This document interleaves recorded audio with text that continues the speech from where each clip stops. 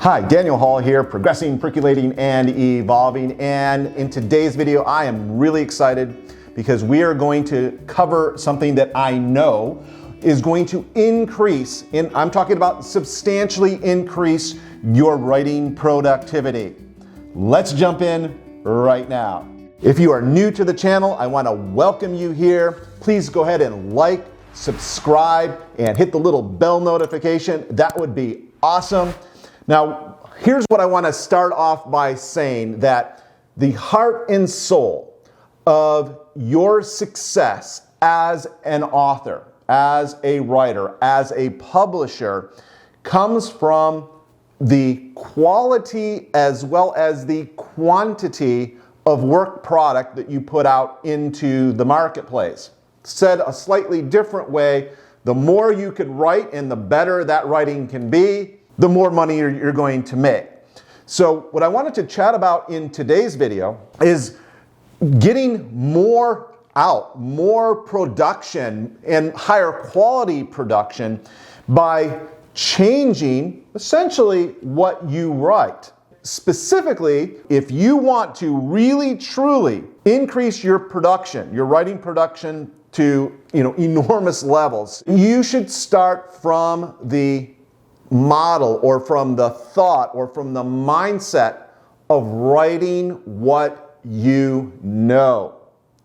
And the reason why I say that is because there are distinct parts to every writing project, as you probably already know. Of course, the first part is idea. You've got to have an idea in order to bring that idea into being, to create it, to make it exist, right? The second is, for most of us, research on that idea and what it's going to take to actually make that thing come to life. And then the third part after research is the actual writing process, that is sitting and doing the actual writing. And then the fourth part of it is the editing of this. Now, when you start from the mindset of writing what you know, you can really decrease or diminish the amount of time it takes to do the first three steps of that. In other words, your idea creation, the research, and the actual writing. Let's actually break each one of those down and apply it to this idea of writing what you know. Because here's the thing. If you write what you know, then it's going to be a lot easier to get your thoughts on the paper, right? That makes sense. Because it's already here, it's already between your ears. You don't have to go out and learn or research something else. The first step in the process is coming up with an idea based on the solutions, if we're talking about either how-to or nonfiction, that are already in your brain, okay? And if we're talking about fiction, then it's starting from those things that you already know about. Say, maybe it's the city you grew up in. Maybe it's a healthcare setting. Maybe it's a hospital somewhere. Maybe it's a period of time. Maybe you're a great big fan of the 80s and you really know the 80s really, really well. Whatever the case happens to be, the knowledge base that you're going to be writing from comes from right here, right? You don't have to go out and research anything else in order to get words, and I'm talking about like high quality writing on the page.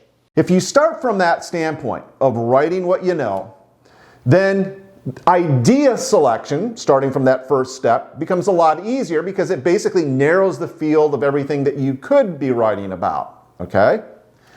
Now, here's the thing.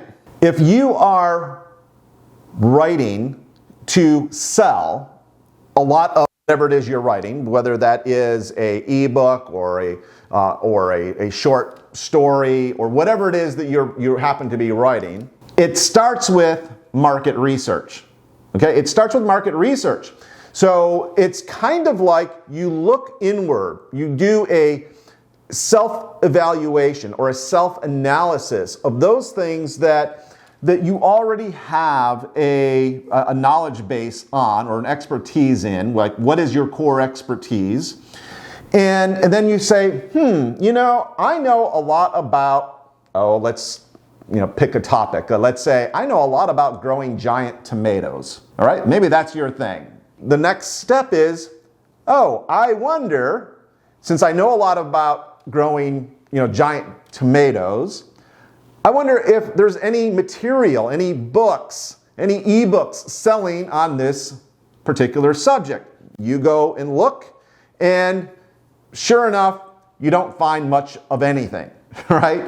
There's not much there. So because you've done the market research, you say, nah, I don't think I'm going to do that particular topic. But you remember, I'm really, really good at growing giant pumpkins, right? And then you do the market research and you find, there is a market for this. I see lots of Halloween related stuff on growing giant pumpkins and what you could do with giant jack-o'-lanterns and the like. You've identified a potential good market and you've got the solution. So that takes care of step one. So the next step normally would be research, right? Research, which, by the way, can take so much time. So much of your time can be taken in research if you don't otherwise know the topic that you're writing about. Well, guess what? You already have the knowledge right up here in your brain. So that entire step gets dumped, essentially. You don't have to do that.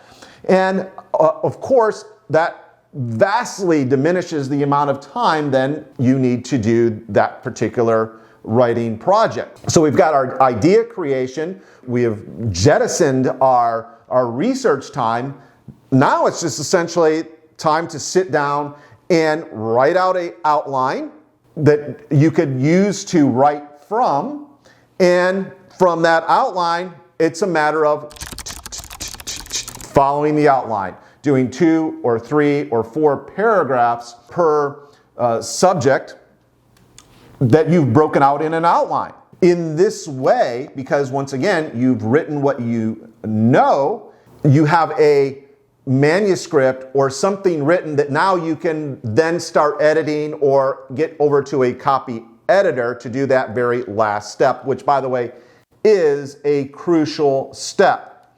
Now, let's apply this whole idea to the fiction market as well, because it certainly holds true in the fiction market. One of my good friends and business partners, Dr. Ken Atchity, who is a Hollywood producer, he teaches his students, our students, that it is much easier to sell a movie if it is done in a contemporary time. In other words, if it is current, so that you don't have to have period costumes or you don't have to build spaceships if it's a sci-fi. If it's today, if it's contemporary, things are easier. It makes it easier to sell that particular work in the Hollywood marketplace. I want you to apply that to your fiction stories as well. If you have an idea for a story,